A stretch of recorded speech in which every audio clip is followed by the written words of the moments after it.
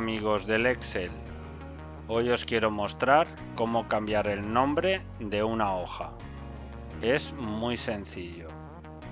Hay dos maneras, o apretamos dos veces y cambiamos el nombre, base de datos, o la otra opción es botón derecho, cambiar nombre, base de datos. Bueno, espero se hayan resuelto tus dudas. Si te ha gustado, dale a like, comparte y suscríbete para más vídeos como este. Déjame en los comentarios qué te ha parecido el contenido, cómo puedo mejorarlo o si quieres que haga algún tutorial específico. Me ayudarás mucho. También puedes seguirme en las redes sociales. Hasta pronto.